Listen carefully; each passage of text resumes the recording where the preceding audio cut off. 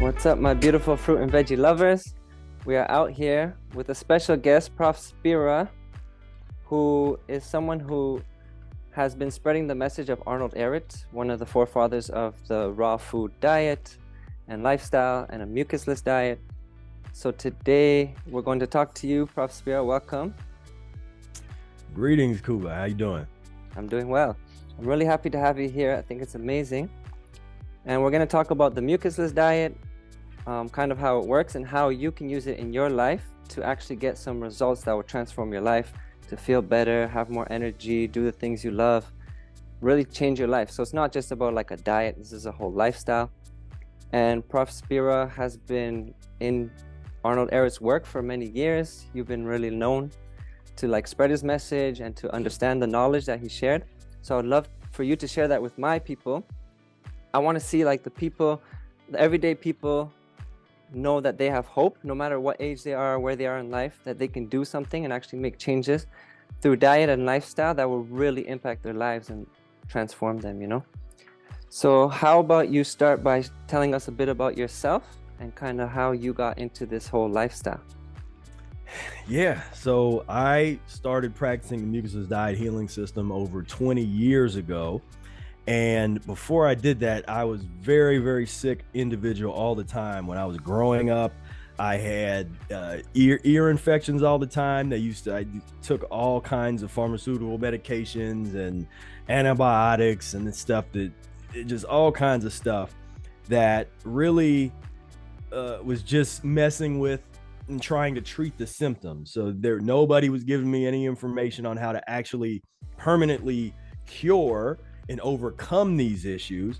And my diet was not good at all. And I didn't have any of the information that I have now about just cleaner foods and staying away from fast foods. And so the one thing that everybody in your audience can take heart in is that I'm pretty sure there's nobody watching right now that ate worse than I used to eat.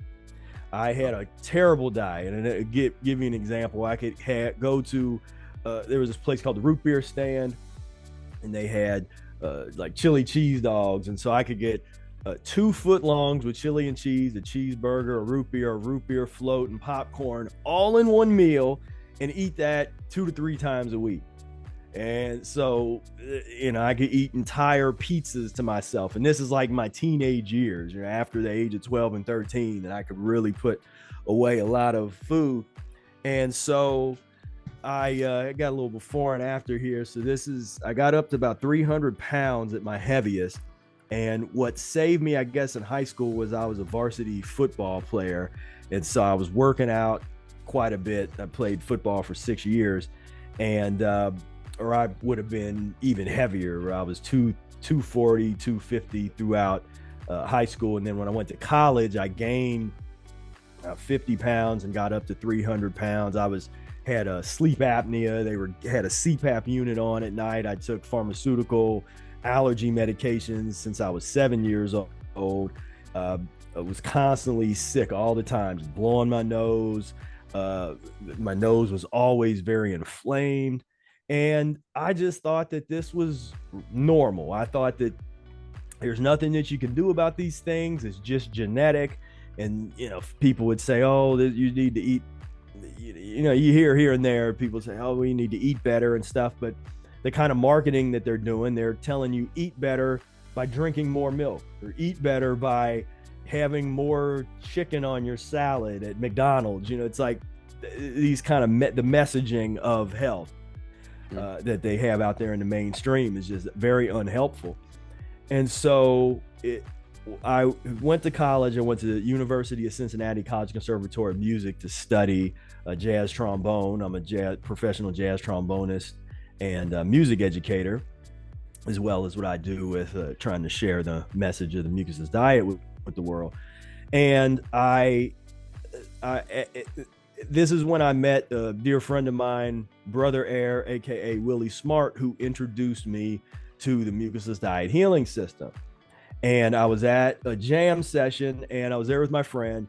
And in between the sessions, sometimes they would give like food, and I had this big plate of all this like chicken wings and all this nasty mess. And I'm sitting there eating in front of him, and his face just kind of just changes, like he can't hold it back any longer. And so then he starts to just talk to me and my friend about the Mucusless diet and just about things that I had that was blowing my mind that I had never heard about before, but it all made sense about just why we eat what we're eating, and that why we're not supposed to be eating most of what they've told us we're supposed to eat. And so by the end of that discussion, I was like, all right, I need to read this book. So I went and got a copy of the Mucusless Diet Healing System, read it, and 6 months later, I'd lost 100 pounds. I got off of the CPAP unit, stopped using that at night, which is basically like an oxygen machine for people that can't breathe properly when you're sleeping. And I was 18 years old using oxygen at night. It's not good. Got off the pharmaceutical medications. I transitioned myself off of those, just stopped taking them. And my migraines went away, the allergy, mucus, all that stuff started to go away. And it was a real rebirth. People talk oftentimes about rebirth and, this kind of stuff. Is like, nah, the Mucusless Diet Healing System for me was the real renaissance. It was a real rebirth process where my old self died and my new healthier self was born. And so that kind of brings us up to it was 20 years ago when I started practicing the diet. Pretty soon after I practiced, there was a lot of people that would ask me questions because I had such a drastic change. And I learned or noticed that I had a gift for explaining this information to people, like breaking it down in real simple terms so that folks could understand what this was about. There was a lot of things that people were missing when they would read the Mucusless Diet book. I would kind of interview people or just ask people questions that people that read the book, people that practiced the diet, people that knew about the book but were too scared to read it. Like I talked to everybody and took all that information in. And so pretty early on, I thought to myself, they really need to have some kind of like annotated, notated version of the Mucusless diet that helps people understand things that are commonly misunderstood. It was certain things that people consistently didn't understand after they read the book. And so that's when I created the annotated Mucusless Diet Healing System to essentially fill in those gaps. And it's all the famous, most important books of humanity have annotated versions, whether you talk about the Bible or the Bhagavad Gita or whatever it is, they all have annotated versions. And so I thought, well, if any book needs an annotated version or deserves one, the Mucusless Diet Healing System definitely does. And so, but that came out of the interactions that I was having with people, the natural interactions where people just started asking me a lot of questions about, well, why do you do this? Why you eat that? Or what's this about? And I would just kind of break it down in a way that people could just understand it. And then before I knew it, I was being called to, try to put together a worldwide movement to expose people to this information and just really try to get humanity on a path of healing, because the path that we're on now is definitely not working.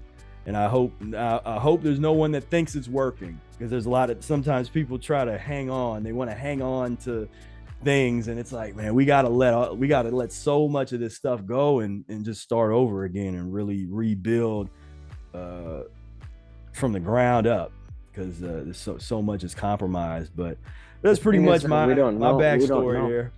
Well, the thing is that most people don't know. We don't know. Like growing up, I didn't know. I was like you too, eating everything, and I thought it was cool to eat a bunch of McDonald's and pizzas and whatever.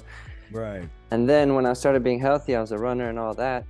I would try to be healthy, eating like whole wheat bread instead of regular bread, or things like this. But I still didn't really understand it until my dad got stomach cancer. You could see in the picture, passed away, and that's when I started like reading about it, and light bulbs went off as well. But the things that we know, me and you, like most of the world doesn't really know. And I'm just like, how can I share this with people for them to take it seriously and know that they can actually do something themselves, you know, because it's not mainstream knowledge. So maybe you can kind of explain, like you said, in your simple terms, this mucusless diet and how someone can apply it in their life. Like, what does that? Yeah, definitely. So there's Mucusless Diet Healing System by Professor Arnold Ehret. So just real quick on who Arnold Ehret was. So he was somebody was born in the late 1800s in Germany and came up in that European German diet back then, and ended up being really sick by the time he was 19, 20, and he ultimately was diagnosed, it was like his early 30s, with an incurable disease. They called it Bright's disease, inflammation of the kidneys, where he's starting to have, which would lead to kidney failure. And so he started looking into natural methods of healing, and that this was a time in Europe, particularly in Germany and Switzerland, where they were having what they call a back to nature renaissance. This is where you started to see this countercultural movement that answered the industrialization that had happened in Germany and other places in Europe at the time. So this was a bunch of people, a lot of younger people, that was saying, I don't want to live that 9 to 5 type of, whatever the length of time that people worked back then. I don't want to live that type of industrialized lifestyle. We're going back out into the woods. We're going to try to eat naturally. That's where like nudist colonies were popping up. The herbology and just this, there was a lot of that kind of thing happening. And so Eric came up in that, and he went and checked a lot of that out when he was diagnosed as being incurable, that he's going to die. And he went to all these different doctors in Europe. They didn't have anything for him. So he goes to some places that put him on like vegetarian diets or fruit diet and a little fasting here and there or something, but nothing really works 100%.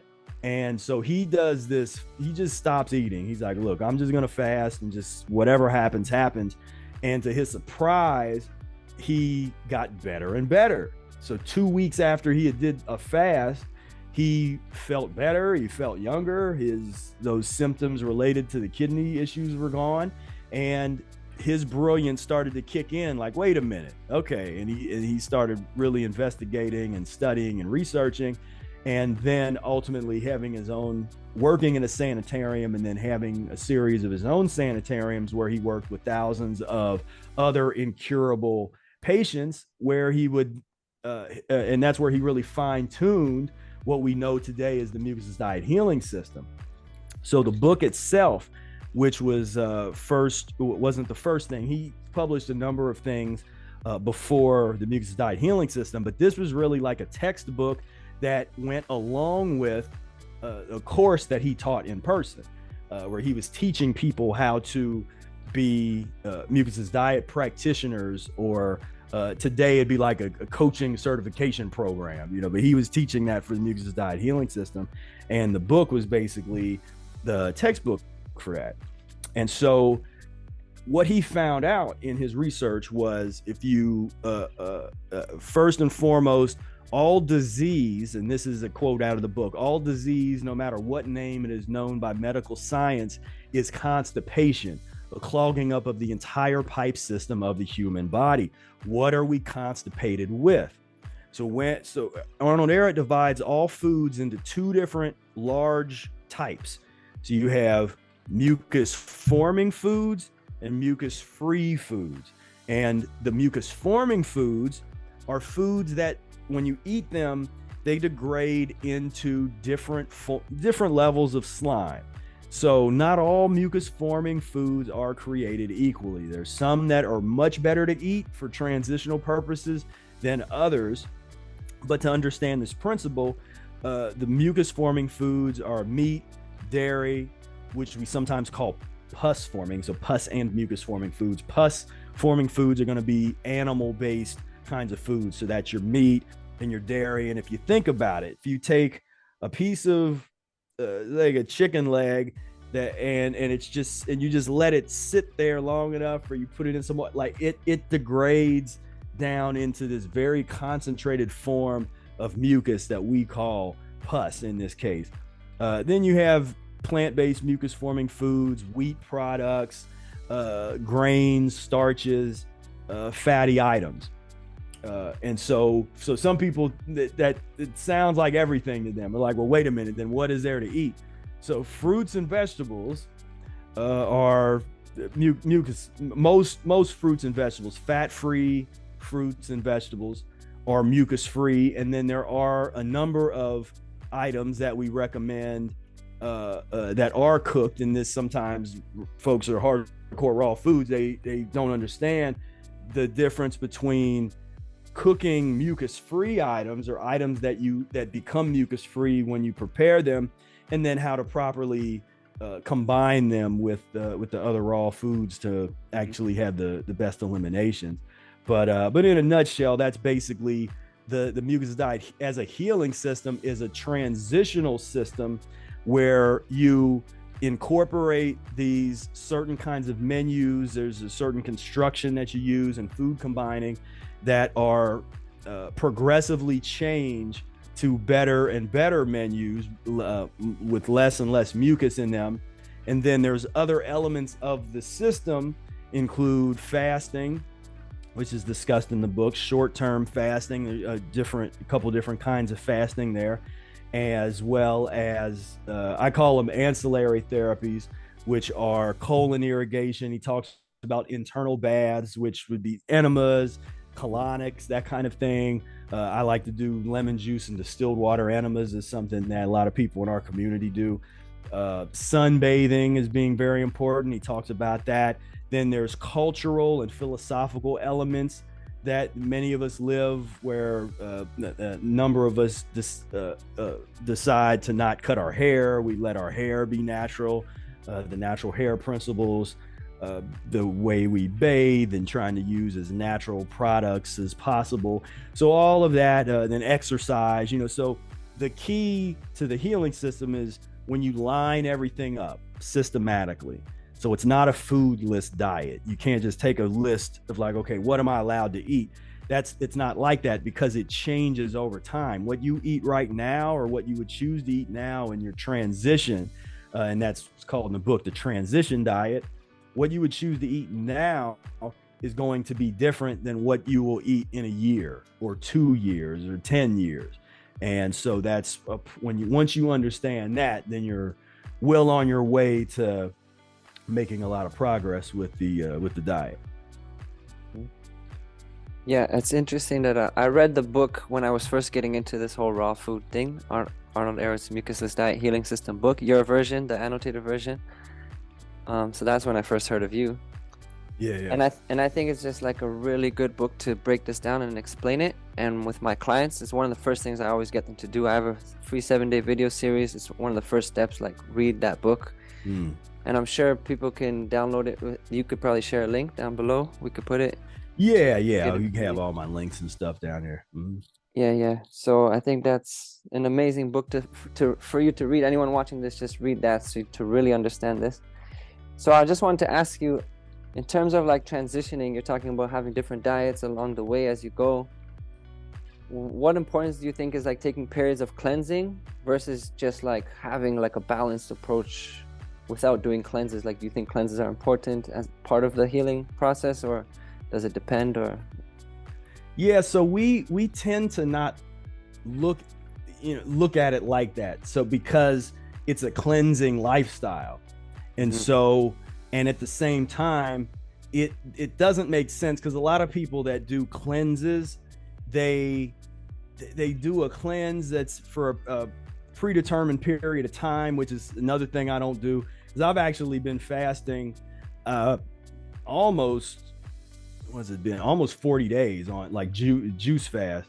There was one I broke it like for a couple days, and then I ended up getting back on the fast, which I didn't expect to do that.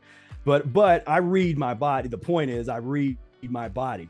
And so I started with a 16-day juice fast, just pretty much by the book. I do a lot of stuff that's just literally just right out of the book.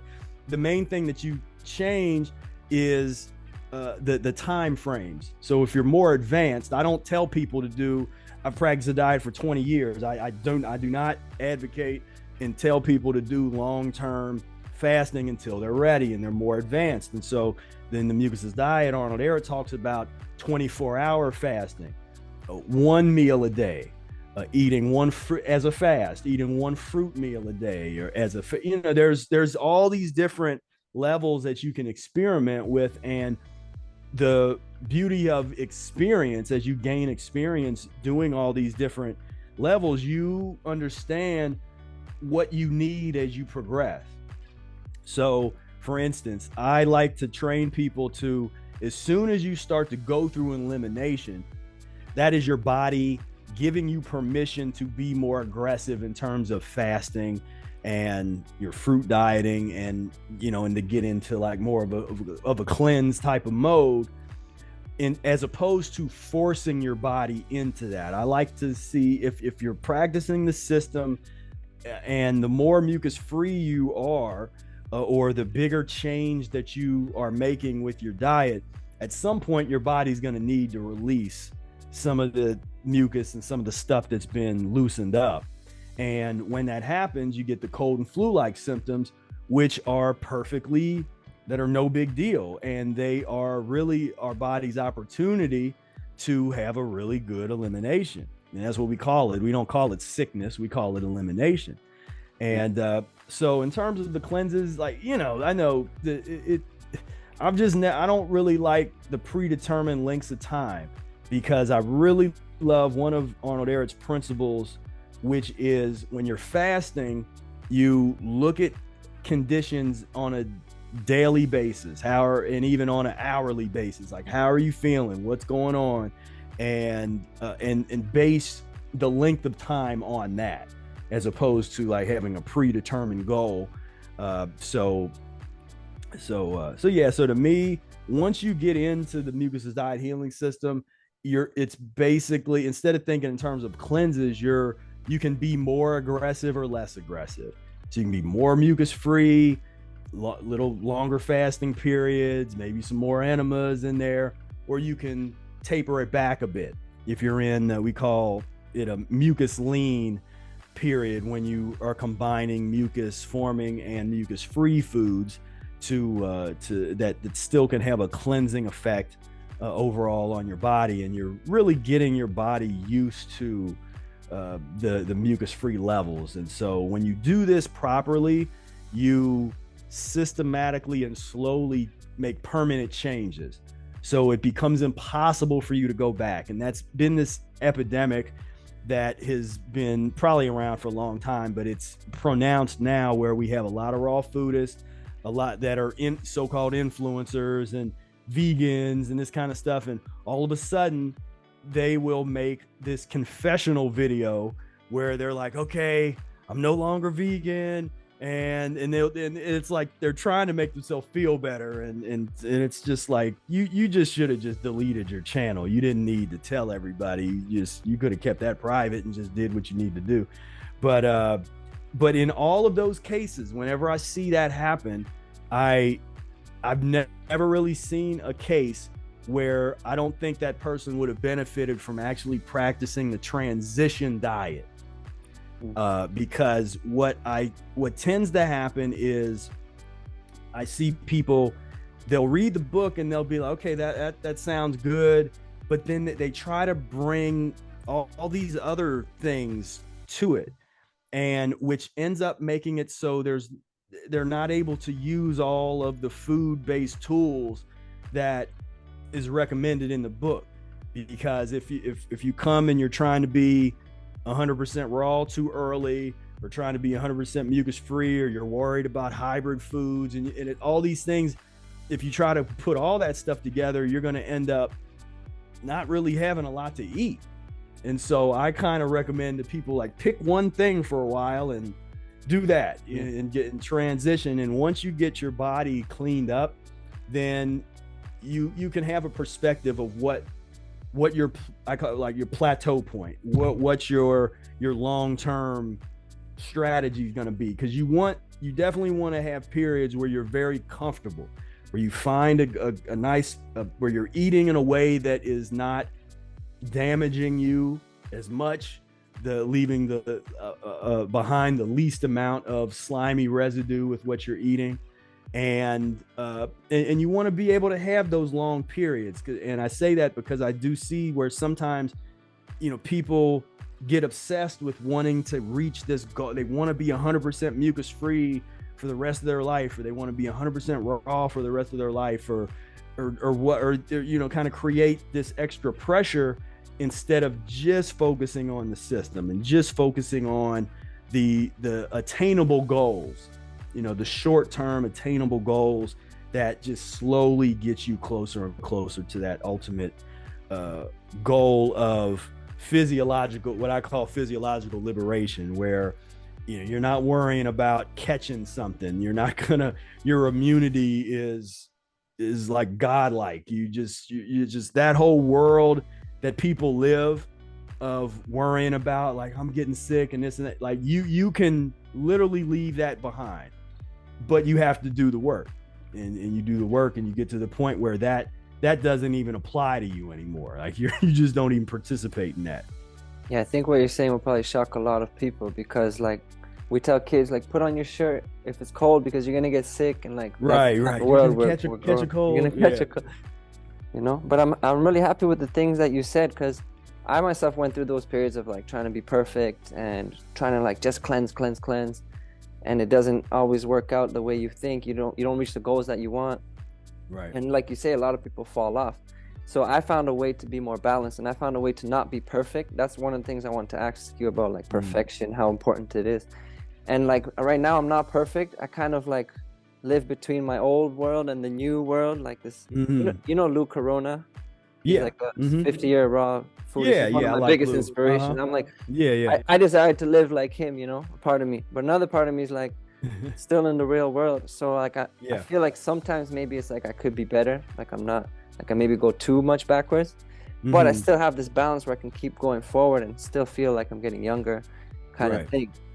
But I think a lot of people try to be perfect. So what's your thoughts on that? Like on perfection and trying to do this lifestyle? What's your thoughts on like still dabbling with bad things like alcohol, smoke, and processed foods, whatever, while you have this knowledge of like being clean and pure, but your friends are not, and like what's your thoughts on that? And this comes down to, one thing people don't talk a lot about is character and the character building, and thinking in terms of you being the architect of your life and the architect of who you are and your personality. So those are questions that you have to look yourself in the mirror or meditate on and decide, who do you want to be in terms of just because the more that you know who you are, and say that know thyself. The one thing that I found with the Mucusless diet healing system is it forces you to be very honest with yourself, get to really know yourself in an intimate way, and develop a healthy relationship with yourself. And so first and foremost, that's crucial. When you get into the concept of perfection and this kind of stuff, I constantly tell people, don't be hard on yourself.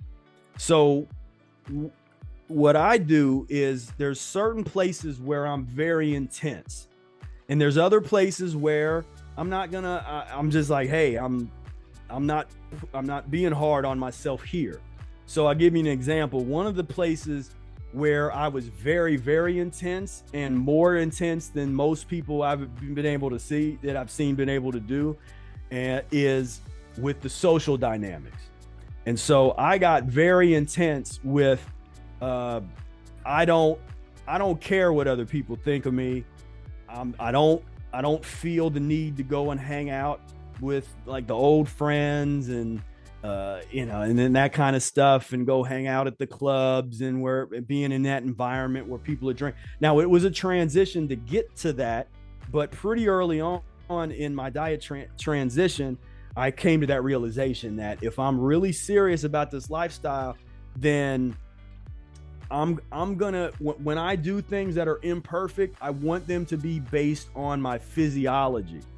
I don't want them to be based on emotional issues. And so I do a lot of emotional releasing techniques and meditations and that kind of stuff. So I didn't want that to be a roadblock. And didn't want social dynamics to be a thing that would hold me back. And so when I'm eating something that is not pure, it's like an honest expression of where my body is, where my physiology is in its transition, in its its transition to the wherever it's going to get cleaner and cleaner.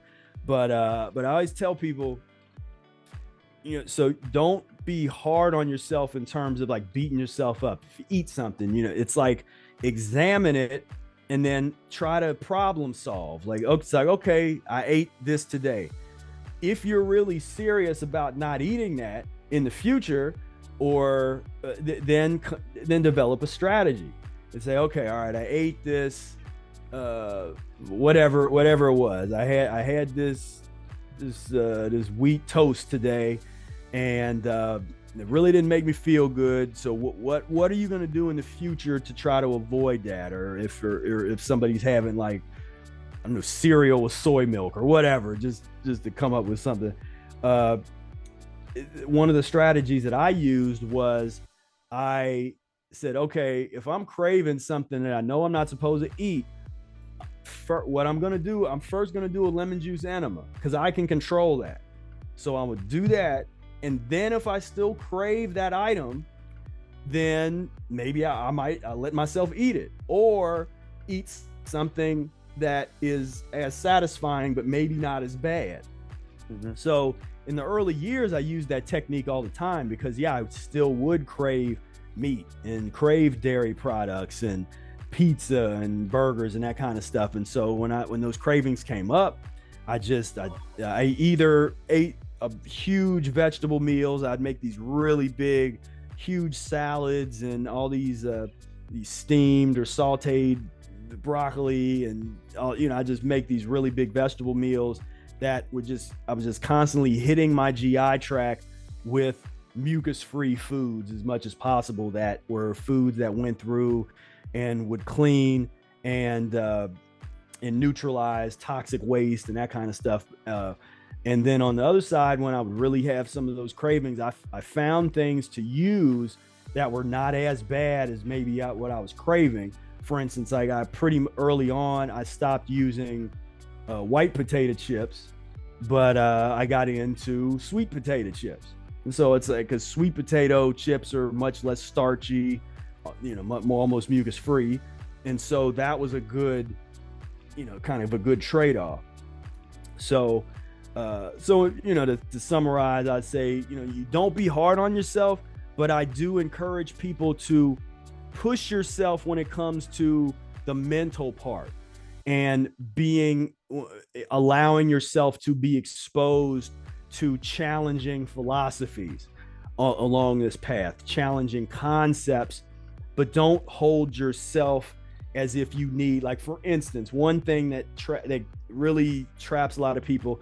They read the Mucusless Diet Healing System book, and Arnold Ehret points out that humans are a frugivorous species, that biologically, he makes the argument that humans are and were, if you go back far enough, fruit eaters, and that we can operate at the highest levels. We're going to operate on fruit. He also says that the body is an air gas engine that primarily runs off of air. Now, some people take that and they're like, all right, I want to be a breatharian. Or they say, I want to be a fruitarian. Like and it's like, no, you missed the point. There's a difference between the philosophy and the idealism, and then taking into account the thousands and thousands of generations that it took for us to degenerate to where we are now, to the point where we eat the way we are now. We have to use the transition to go back in time physiologically. Because we have to pay reparations for our ancestors and all the way back. Like, because one question, how far back do you have to go in your bloodline before you get to the last Fruitarian. How many tens of thousands of years, but we can't know specifically, but that kind of question starts to put into perspective the kind of work that we have to do. So we're not going to get all this done in a couple years, or, where people want to, okay, how long does it take? It's a lifestyle. You want to adopt a transitional lifestyle because we are into transforming our blood. When you look at like what was here, what's always been here in our experience, like what is it in the blood? And when you focus on cleaning up the blood, which is what this diet does, is you slowly clean up the blood, clean up your body, and then everything connected to the blood, the lymph system, and so on and so forth, and optimize your organs and glands, and but all that comes with removing obstruction. And so on there it says vitality equals power minus obstruction, which basically means if you have a bunch of constipation or obstruction or whatever in your system, which is like a pipe system, it's like putting a bunch of like fecal matter in a pipe, and it's stuck, and it's like, no, you got to clean that out, and then things actually function properly. But the patience, I'd say that one of the virtues of the Mucusless diet is patience, because this isn't a quick fix. This isn't like a 10-day cleanse and everything's good. It's like, no, this is a total cleansing and regeneration of your bloodstream and of your body. Yeah, so one of the biggest things I get from you is that you got to be patient. This is for the long term, and you got to kind of study your body as you go to know what you need to do next, what kind of foods you need to eat, and just be like, don't be too hard on yourself, but do your best. And as you go, you kind of learn what's the next step to tweak your diet and your lifestyle to get even more pure over time. So I'm curious, with you on it 20 years, you say, right? This lifestyle, like, how does your kind of days look like? Do you go through periods of, do you still do fasting, or do you do periods where you're just doing that maintenance that you talk about, it's more comfortable, or do you just have like a steady lifestyle diet that you just stick to because you've already been through it all? Yeah, no, I still practice the system, and I wrote an article years ago where I talked about this concept of spiraling up. And so if you because a lot of people think in terms of they want this linear experience where everything is getting better all the time, everything's going up, and I'm like, no, it goes up, but then it comes back down. You just don't want to come back down as far as you were the last time. And so you're slowly spiraling up. And so what that looks like is like, like right now I'm at a high point because I've been fasting. I've been 100% mucus free. We had started this 7-day mucus free challenge that was earlier. And then we did we're in another block of it, 7-day mucus free challenge for people in our community. And this was something that was helping to really educate people to see that, that it's not easy when you go 100% fat free and 100% starch free for those, for any length of time. That's challenging, and it can be more challenging than even fasting. To be 100% mucus free, I found is actually harder than just if you're just juice fasting or something. That's just my physiology, but it's a real challenge, and so hence the 7-day challenge. But for me, I let my body, because there's another element that's really brilliant about the mechanics of the transition, where when you do these changes, and so I'll hit a plateau point where I'm eating a certain way, and I'm pretty much out of the book, and so I might have some fresh juice in the morning, and then a fruit meal, like a mono fruit meal in the afternoon. The variation of that might be like a smoothie. I'm not a huge smoothie person, like fruit smoothie, but like fruit meal in the afternoon, and then vegetable meal in the evening. And that's just sort of a standard day. But then I can do a lot of different variations. And so if I'm in a period where I'm eating a few mucus forming foods, and I'm just very strategic, about what mucus forming foods I'm eating and how I'm combining them.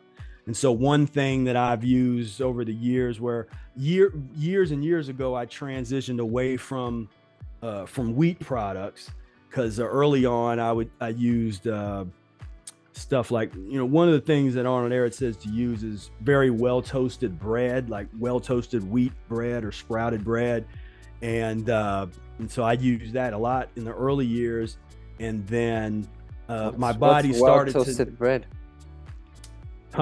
What does that mean? Well toasted bread. Well toasted, where if you take, so we'll use like Ezekiel, the brand that people buy is Ezekiel, which is like brand. A raw bread. Yeah, it's like a sprouted grain type of bread, and but but this would not be a raw item, because what you do, you toast it which is basically you either put it in the oven or put it in a toaster, and you heat it up or cook it or toast it long enough to basically cook out the gluey properties. And so when it's hard, it's not as slimy when you eat it and you put it in. If you put just a piece of bread, untoasted bread, and you eat that just turns to slime immediately, and it's going to leave a residue on the way down, and it's it's just not the best. But this is one of those examples of the logic that Eric puts out, where it's like, if you take some of these mucus forming items, you can make them less mucus forming if you prepare them properly, and they're much less harmful in the long run than other things. And so but that's an example of something that in the early years I used that, but then I stopped. I went from the well toasted wheat bread, then I did these wheat tortillas, which are really, really thin, and then I got into almond tortillas, which are like gluten free. And so and I have a number of different things like that, where just over time there's a transition from one item to a better item to another, to an even better item, until they're gone. And so there's that mode where it's like the mucus lean kind of mode. There'll be the 100% mucus free mode. There's 100% fruit mode. So over time you start to experience all these different, I just call them modes. I call I call the Lou Corona mode, I call that classical raw foodism. When you get into, because generally I was not a practitioner in the mucusless diet, usually aren't real into things like the enzymes and that kind of stuff. But I experimented with that one time when I was like, shit, because I was checking out all these different modes, and so I got to see what that was, and so I can get into that. The thing there that can be problematic from a mucus free standpoint, and where there's a little difference of methodology, is on a mucus free perspective, you would try to avoid fats as much as possible. So you're trying to avoid things like the avocados and some of those kinds of things that he was making, like the coconut almond fat coconut yogurt. Yeah, like those kind of things. That would be an example of something that's good for transitional purposes, but that you wouldn't want to eat all the time, like for the rest of your life, if you're focused like on a mucusless diet. But what's interesting is that Lou culturizes it, and that's supposed to be more utilizable by the system, like culturizing right, the nuts. Yeah, like and that's what I mean. Yeah, that the classical raw foodism, where he like the cultured foods. Because I wasn't from a mucus, because when your mucusless diet healing system, kind of like the classic mucusless diet healing system, you don't do a lot of that. There's not a whole lot of if you use nuts, you would use like dry roasted nuts and always combine them with raisins, and then eventually you want to get away from nuts 100%. You don't want to use nuts and fats, or at least use them in as small amount as possible, and so that's where you get some of those differences. of the, because one of the biggest differences would be, so in it, from a mucusless diet standpoint, it would be better to eat cooked mucus free foods than some raw mucus forming foods. You know, and then so that's one of those things where where that can be the difference of opinion for people that kind of study both of those approaches. My thing is that I like having the freedom to be able to go in any of those directions that my body needs. So if I need Lou Corona period, I'll do that. But if I want 100% mucus free period, then I'm doing that, or mucus lean, you know. So I like having that freedom. And what you do as you work your body through these different periods and modes, and you start to become more intuitive about what your body actually needs.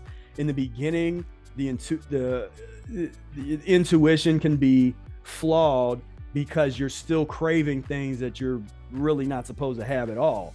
But the more you get yourself cleaned up, you can let the intuition take over more and more, and it'll tell you like, okay, hey, you need to fast right now.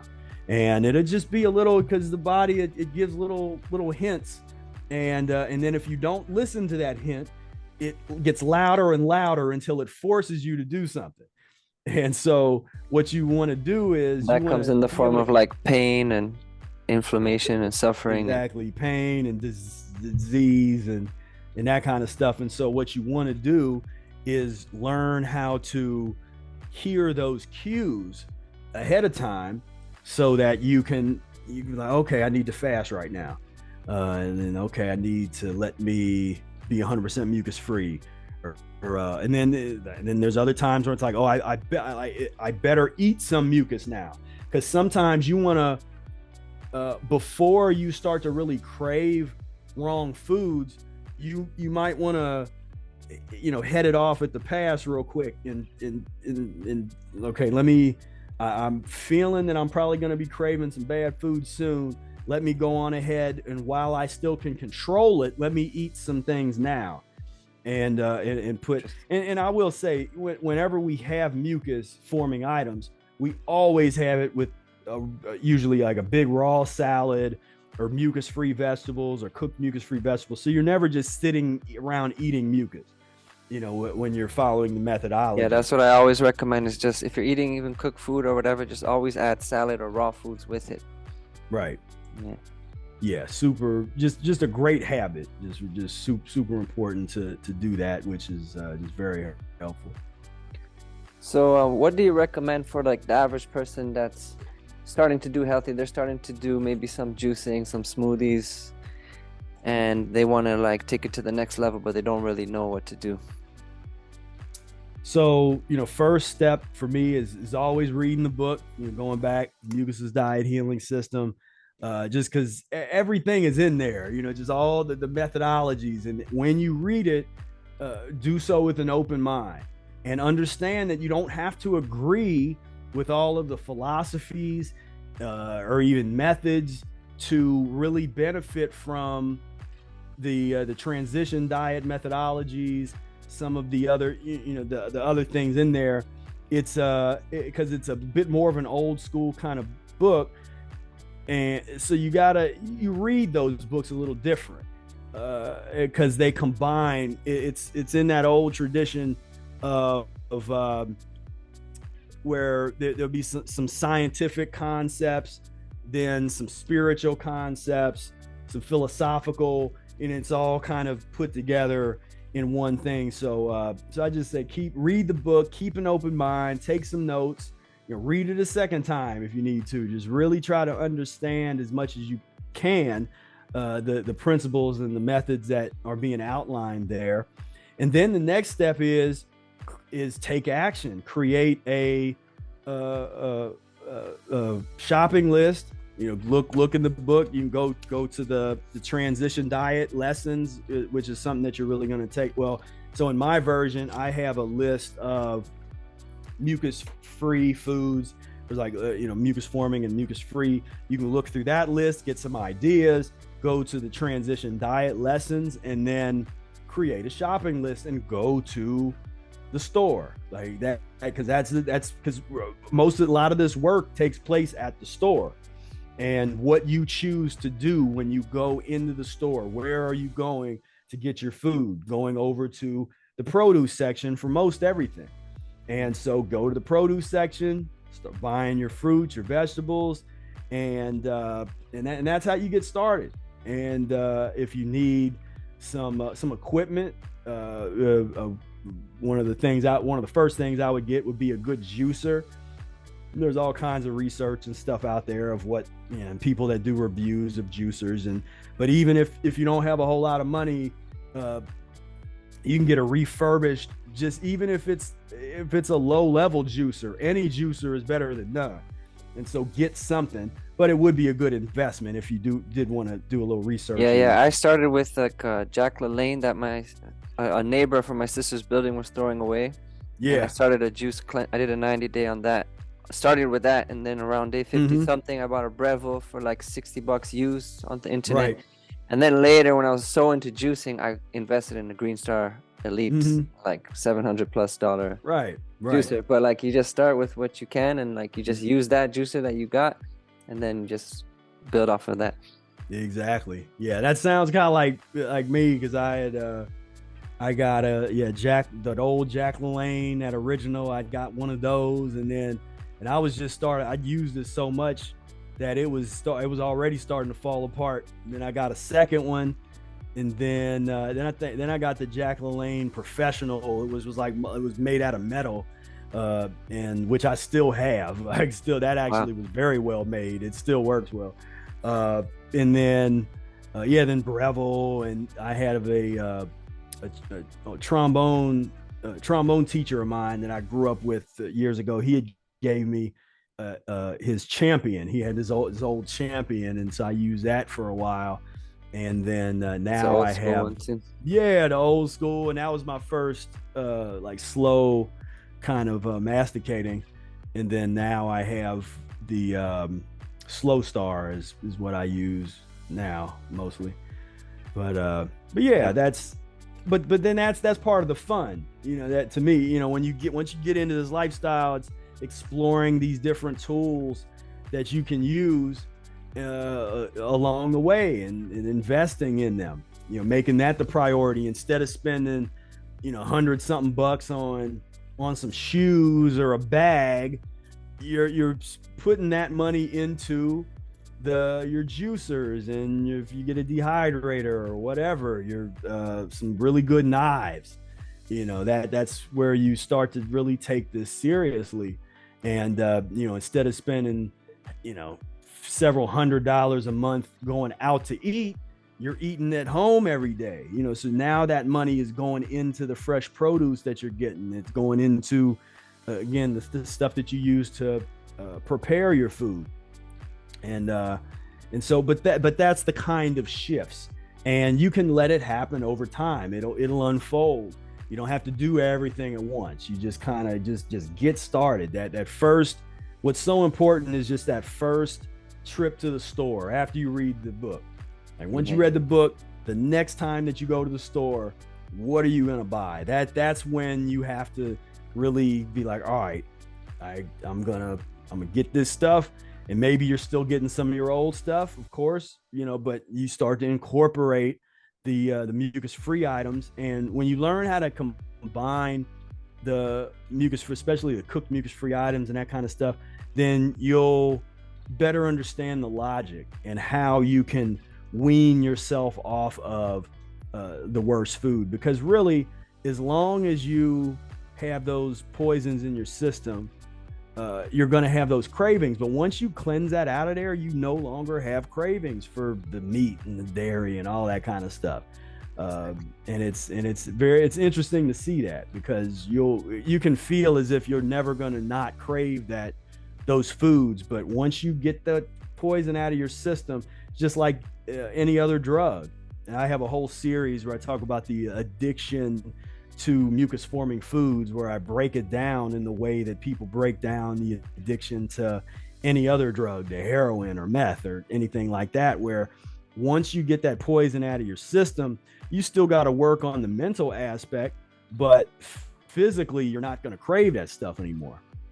Yeah, it's amazing sometimes if I crave stuff, like there's times where I would give in, but there's other times where I wouldn't, and you just have a bowel movement and all of a sudden you don't crave it anymore and you feel so much better, and then you're just like happy that you didn't give in because your body's just like, especially as it's eliminating, right, going through your colon, that's sometimes when you crave that stuff more.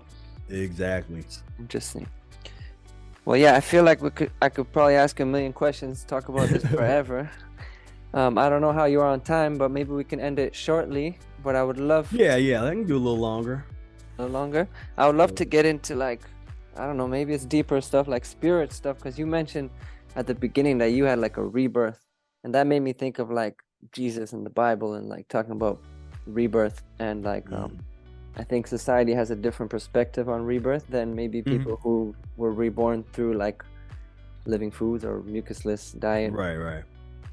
So what do you think is the link there? Do you ever talk about like spirituality or like ancient texts and stuff like that?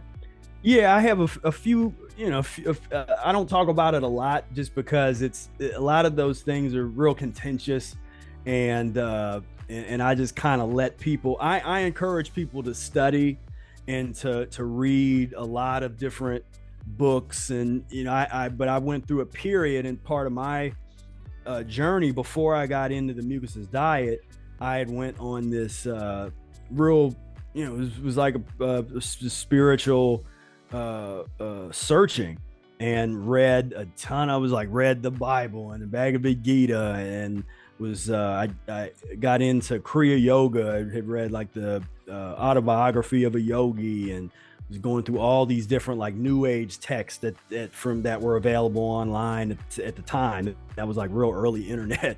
But I, read a lot of stuff. So I used to do these meditations that I'd read about, like these mirror meditations, or you take a candle and look at your third eye in a dark room in front of a mirror, and you can start to see your face morph into these other beings and stuff. And so I was getting into a lot of stuff, just in search of, for me it was the wanting to know the foundation of human suffering, because I couldn't believe that the level of human suffering that we sustain and go through, that's normal. I just couldn't accept that.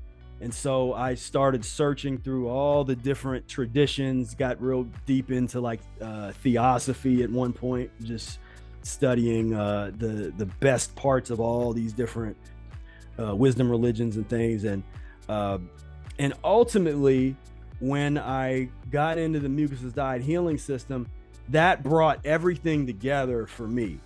That's where all the different teachings and the things and the philosophies and principles that I kept coming across in these different traditions, the mucusless diet healing system, it became clear to me that was the missing link in all of them, because none of them went as far as the mucusless diet healing system in terms of that. Like some of them will hint at it, or the information will be kind of obscured. They'll talk about fasting and somebody doing some kind of like a 40-day fast, or they'll talk about depending on what text you get into, the cleansing, and they'll talk about impure spirits.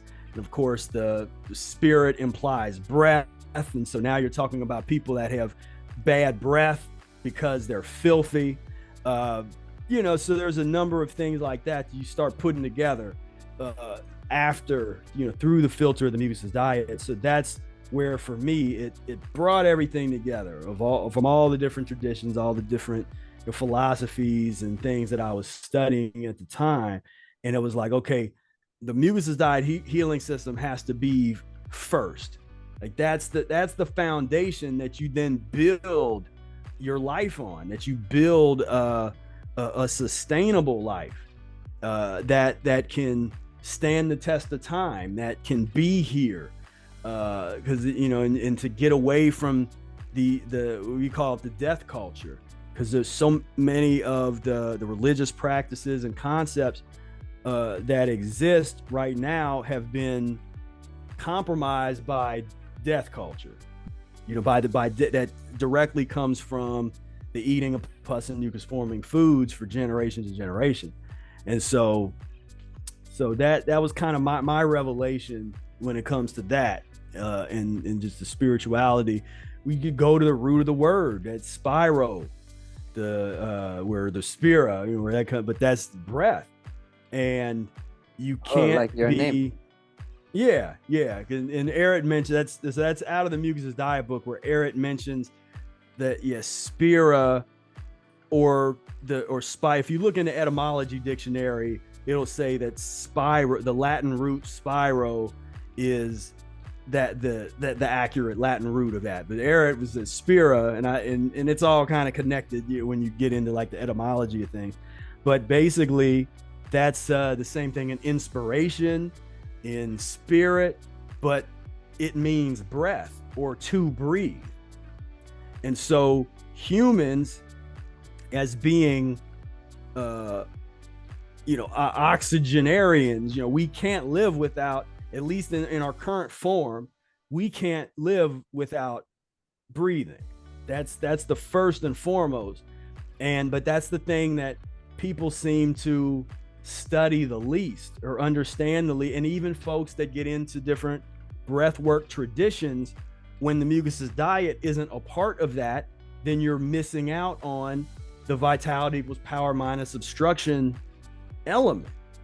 And as long as you miss out on that, then you're kind of missing out on everything. And so you can have the people that really develop their ability to breathe, or the different yogic traditions, and you can find people that have developed those practices to an incredibly high level, but their diet is still bad, and so they still end up having problems physiologically that they otherwise wouldn't have to have if all they would have to do is just start changing your diet and continue with those practices, and they would be in great shape. Mm-hmm. But it's and there, I think it was a Paramahansa Yogananda, where they talked about him, because the breathing that he did, people mentioned how good his dead body looked, like his skin and all this kind of stuff.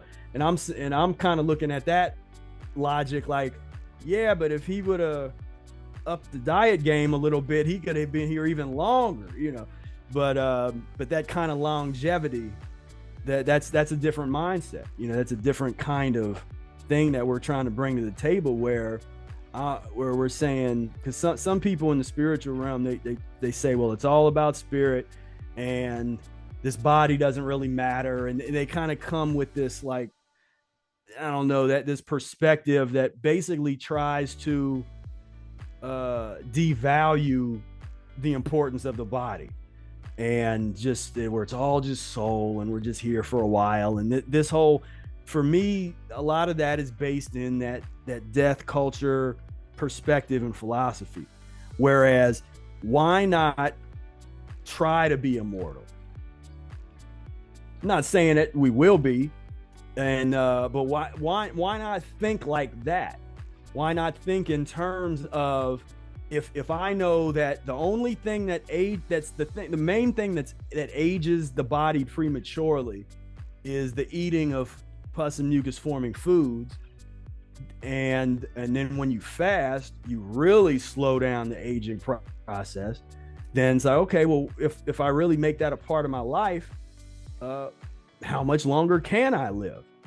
What is that? Because we, as my friend Brother Air says, find me somebody that personally who died that ate nothing but fruits and green leafy vegetables for an extended period of time. Like for years and years, they ate nothing but fruits and green leafy vegetables, and they died of what?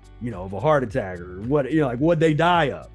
So it's a different type of mentality of like, where I'm like, and then I also think in terms of bloodline, where I'm gonna do the best I can in cleaning myself up, but I'm really interested in having children, raising them mucus free, And then those children ideally get with other people that were raised mucus free and then raise their child. When you get to the second or third generation of mucusless diet practitioners, now you're talking about children who will not be able to understand disease like we know it.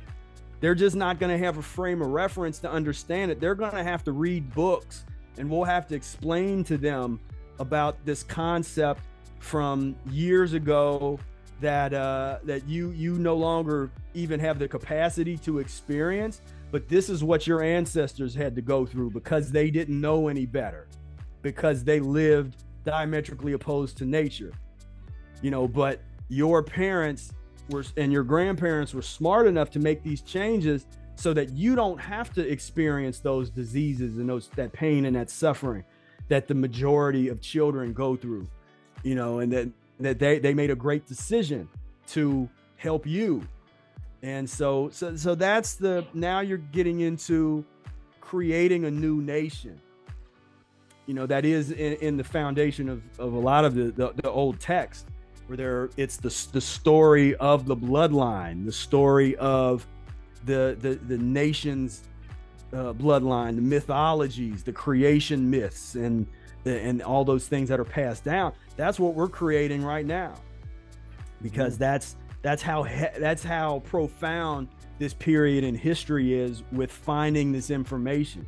Because there's a reason that we're finding this information now, because it's been here, but in terms of with like the mucusless diet healing system, or even the different from veganism, raw foodism, all these different things, one of the reasons more people don't know about the mucusless diet healing system is it's been an underground movement, because not a lot of people have been able to monetize it, because we don't sell a lot of we don't promote a lot of supplements and that kind of stuff. It's like, look, just go to your produce section, get these things, get an enema bag. It's like there's a handful of things that you really need, and to have profound transformations. And so it takes a little bit longer to get people to learn about it, but that's how I think in terms of the generational transformation. And this is how we really transform humanity, because we got to start understanding that poor behavior is directly connected to what people are eating. And so when we see all these children or these adults or that are going in and they're shooting up schools, and the rape traditions that go on, it is all this stuff. Always ask, what are they eating? Because people watch the news and half the time they ask, what were they thinking? Well, it's not what were they thinking, it's what were they eating. Because if they're eating pus and mucus, and it's not to say, then people say, well, I ate this or my parents ate that and they never behaved like that. Well, not everybody behaves the same on drugs. So not everybody that drinks alcohol becomes angry, but some do. Some drink alcohol and they get very angry. Other people drink alcohol and they get very tired. They get, there's a range of behaviors that's an altered state. But it's something that you can't really experience until you get off of eating meat, you get off of eating dairy, and you start to notice, like, wow, my value system is totally changing. Who I am is changing. I don't want to, when I was growing up, I would enjoy going with my friends out, and we would go pick fights and that kind of environment. When I started practicing the mucusless diet, that wasn't fun for me anymore. I didn't want to go to these clubs and where we'd be picking fights with people, but when I was eating meat, that was fun. I got that out of there, that stimulation, and I don't want to be in that environment anymore. I don't want to be around people fighting and yelling at each other. And, so that's the kind of real life changes that happen. And the question is, are you ready to make those kind of changes? Are you ready to become a different person? because, and that's where I think some people is hard for them, because they start to feel the death of who they were. And if they're still really attached to it, and this is where I do appreciate a lot of the attachment teachings in some of the Eastern philosophies of non-attachment concepts and letting go of, of things, living in the world and not being of the worldly, the world of materialism. If you're really attached to who you were, as that person starts to die in a metaphorical sense, and then you can, I've seen where people stop doing the diet. It was because their health was great. They had healed themselves of something. Their health was great, but it started getting very real in terms of the fact that if they continue on this path, they're fundamentally, their personality, their value system, the way that they see the world, all of that stuff was going to change. And so that's where the courage comes in. You do have to be courageous on this path, because it's a real internal transformation and battle with yourself sometimes. And you got to be ready. And so that's what I try to, guide people into that, but only people that are ready for the real, when you're getting like what we're talking about, when you really get deep into it. Because there's people that'll get into the diet and they just have a chronic illness that they want to heal. They do the diet just enough and just long enough to heal themselves of their ailment, and they're fine with that. And then they kind of go along with their life and might go back to some of those old foods and live out their life like that. And the next time they get sick, they come back to the diet again. There's a bunch of people that do that. I don't recommend that, but there's a lot of people, the reality of it is that live like that, with the diet. But, I definitely encourage people, if you're ready to really go down this path and to commit yourself to wherever this goes, just go on that journey, then like I say, join me, because this is what we do all day, every day, is we're on this journey. Well, I feel a lot of people, kind of like you mentioned, you used to want to pick fights and stuff. A lot of people who get into the lifestyle, just eating more raw foods or mucusless foods, and they start feeling better, and they don't plan to make a change. They don't see like they're going to do some major change with how they are themselves, but it just naturally happens. And like you say, naturally they stop wanting to be violent. They start wanting to be more loving or more caring or more responsible or more taking care of themselves, even to the next level. I think it happens naturally too. So I don't think someone should be scared that they're going to change so drastically. I think just over time you'll naturally want to change, but just taking care of yourself, making changes, is just like, it's always going to benefit you.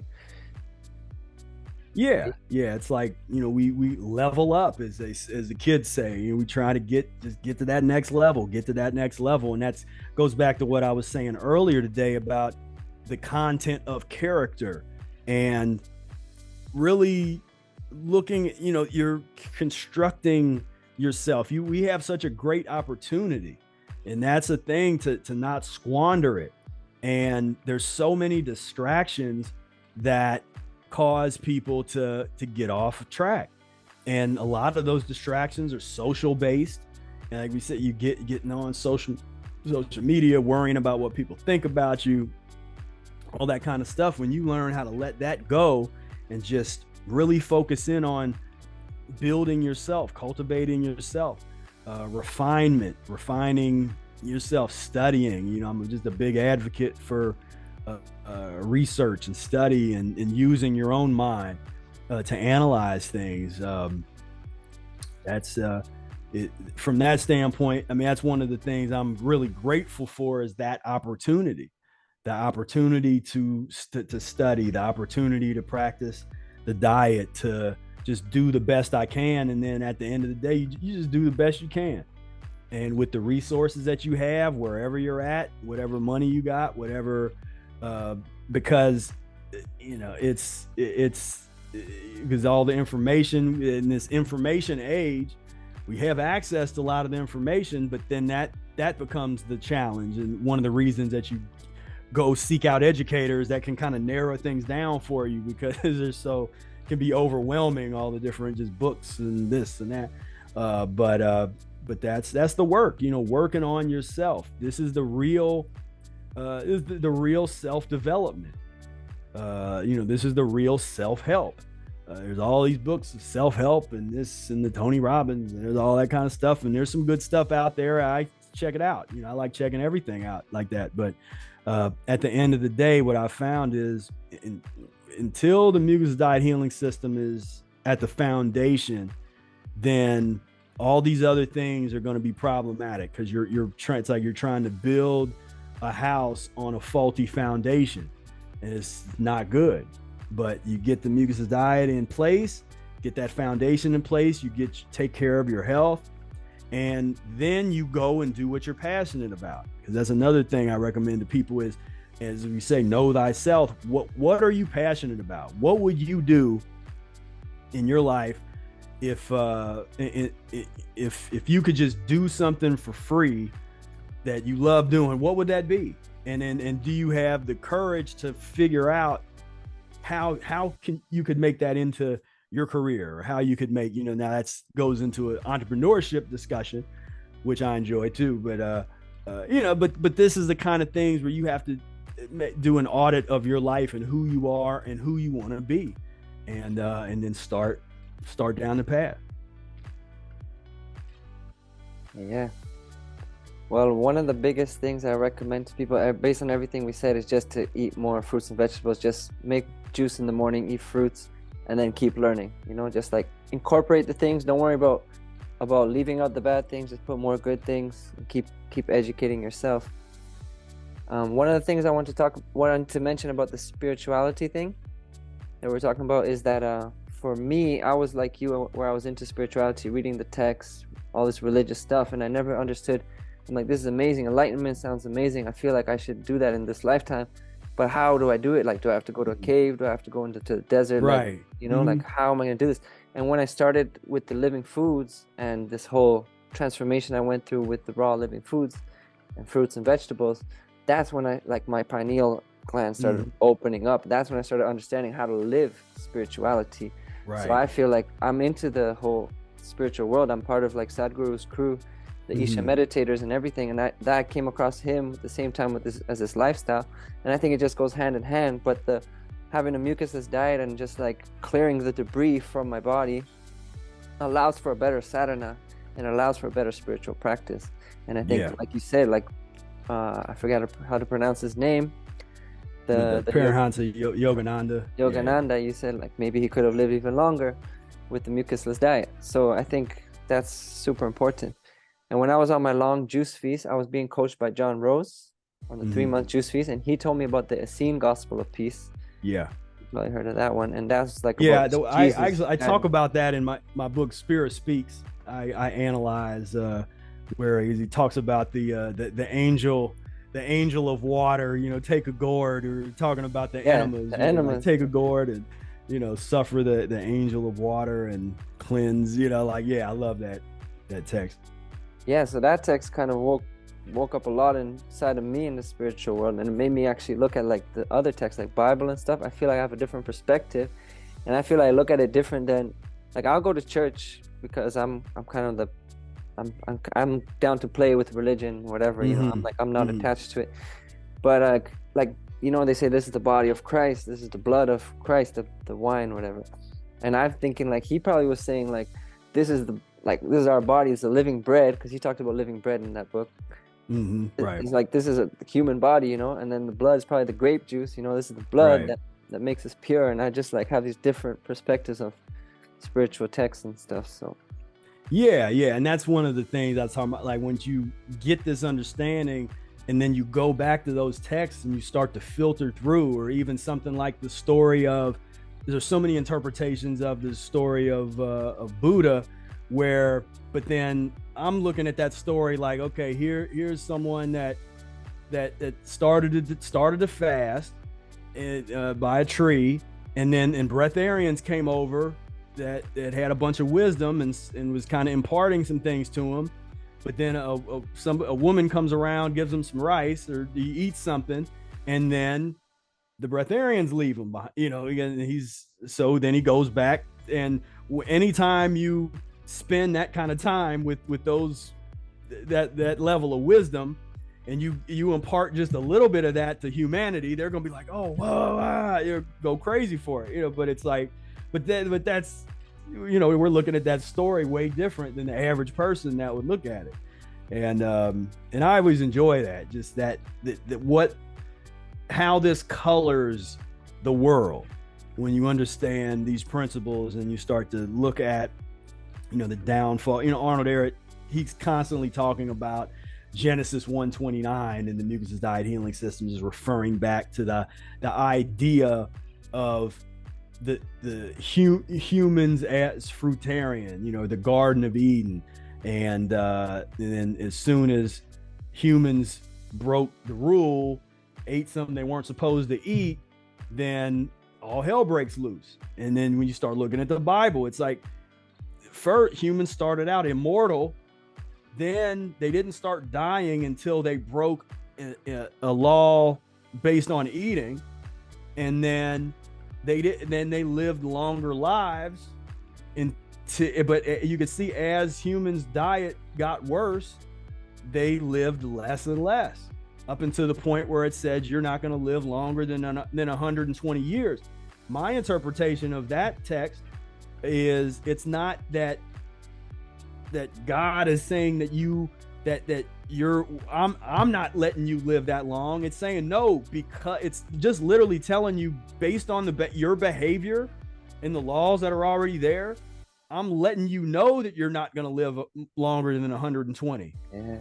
Unless you change your behavior, but that's like left out. It's just like, look, I'm just telling you, they already know they're not going to change your behavior anytime soon. So why even say that? It was like they already gave that up. It's like, look, enjoy your piddly little 120 years, which is not long at all. And because I think there's some old, I don't know what tradition that was. I think it was in Japanese, or so there was where it was basically that said, we're in adolescence for the first 100 years. So we're children right now. We're children up into the age of about 100. Then you can start to mature a little bit, but that's a different type of thinking, and that comes from an older period, when humans didn't die after. I mean, now people are dying in their 60s and their 70s and sooner than that.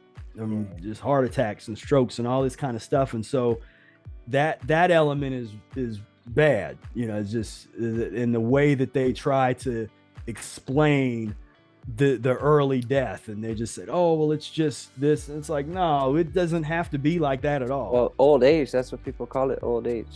Like, they think old age means you have to suffer and have all these symptoms. Oh, it's old age, but not realizing it's a accumulation of debris and mucus their whole life. Exactly. That's crazy. Yeah, thou shalt not kill. I think humans added thou shalt not kill humans, but thou shalt not kill, right. I think it's so simple. Like, you don't kill anything, and then your food is alive. And yeah. I mean, and it's fascinating because it's literally Genesis 1:29, humans, fruitarians. Genesis 1:30, the animal kingdom are vegetable eaters. And so it's like, okay, well, that makes sense. And it's so simple. But then you see, as soon as the further humans get away from that simple principles, all hell broke loose, the pun intended. And so it's interesting once you start to get back into analyzing those things. I like some of Hotima's work. His stuff is popular with folks, the man's higher consciousness and that kind of thing, and a lot of the Egyptian mystery school stuff. When you can find a good book on that, there's a lot of stuff that's questionable. Is that not David Hawkins or something? No, the man's higher consciousness is Hilton Hotima. Okay. Yeah, the Power versus Force is Hawkins. Oh yeah. One that he's famous for. I mean, he wrote, of course, all these guys published dozens of books to their name, but the Hilton Hotima, the man's higher consciousness, it's popular because he talks about like breatharianism and fruitarianism, and and so some people get into that, but again, they'll get into that and they won't get into the mucusless diet to understand the transition methodology, and then they fail at whatever they were trying to do, because it's not feasible to just, oh, I'm gonna stop eating, or I'm gonna just be a fruitarian. It's like, without transition and without really, really transforming yourself, if that's a goal of yours, then you want to be smart about it.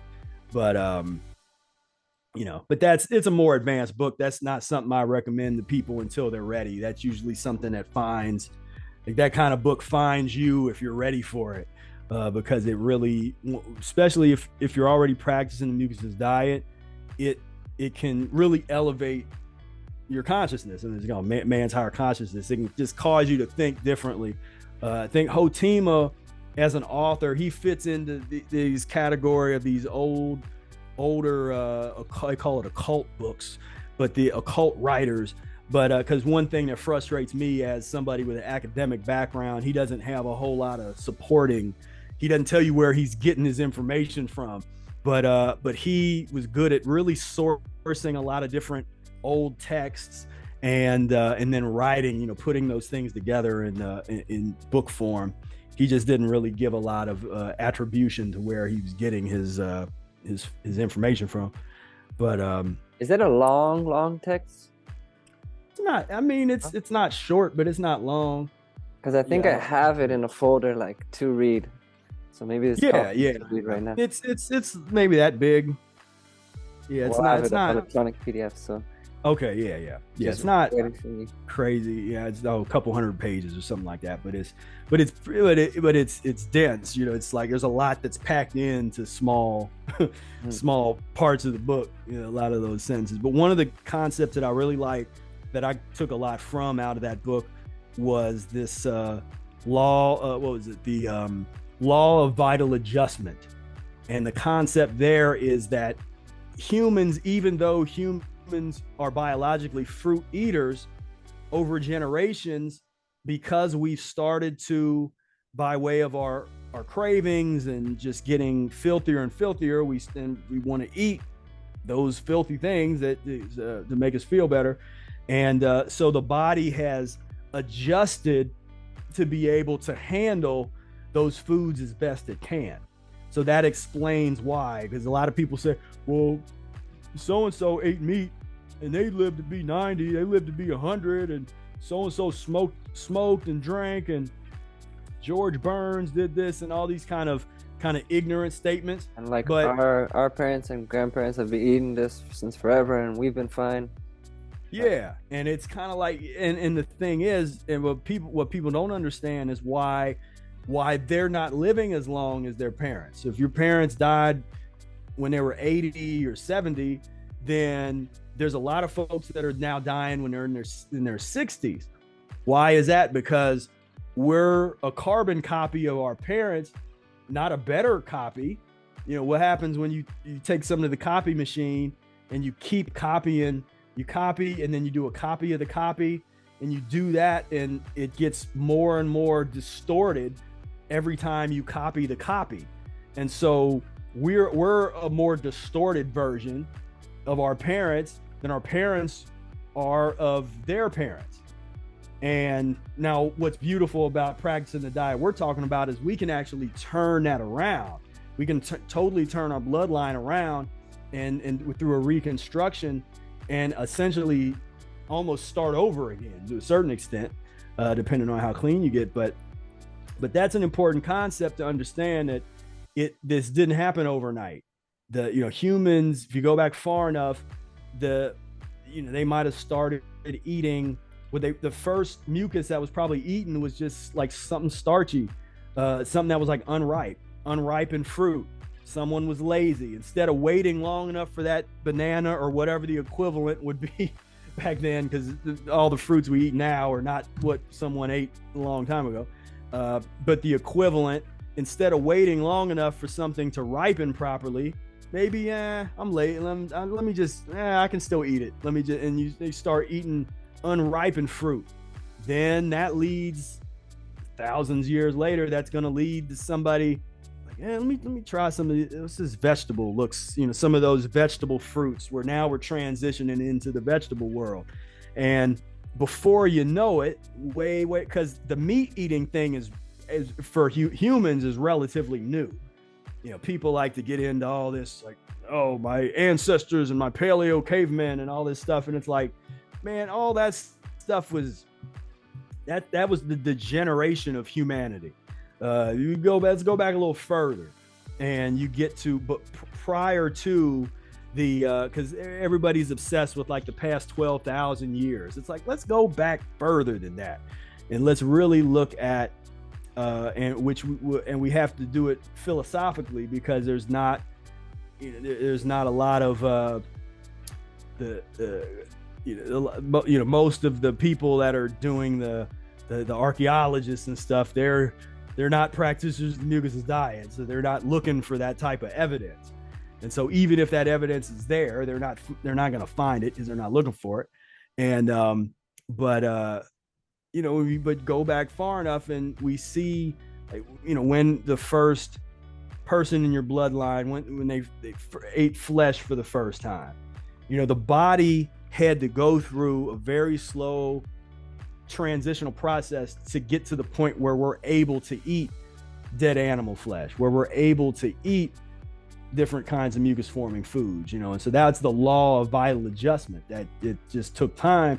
But if we can go in this direction and make it so our body can eat these things that we're finding we're not supposed to eat, then what happens when we start going in the other direction and go retracing our steps back to a more human diet? Yeah, I think you shared a lot of wisdom with us today, man. Yeah, man, enjoyed it, man. Thanks for having me on. Do you know this book? One last question. Yeah, I know that one. Right. I think that also connects a lot of everything, spirituality to the fruit. How you're talking about like bananas and stuff. This is not like how fruit used to be.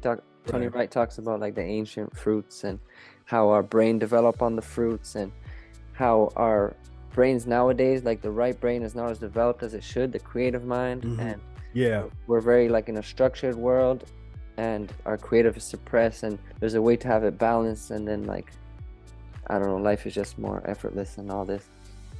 Yeah. But yeah, thank you so much for sharing all this wisdom, man. Like we could probably go on forever, but I think this is a good place to end it. And thanks for having me on. Yeah, and if anybody wants to check my stuff out, I'm at mucusfreelife.com, and you can sign up for our Insiders Club and get a couple free downloads. We got a couple free mucus-free recipes and introduction to mucus-free menu planning that you can get if you sign up for a club. I'm on Instagram, YouTube, and so yeah, definitely find us and plug in. Yeah, I'll definitely put that all below, so you can find it below. And if you're watching this, I hope you enjoyed, and I hope you gained some insight, and I hope you take some action. Go to the produce section, fill up on the fruits and the veggies. Yeah. So thank you so much, Prof. Spira. It's an honor to have you here. All right. Thank you. I'll see you again soon. All right. Take care. Peace. Take care, man.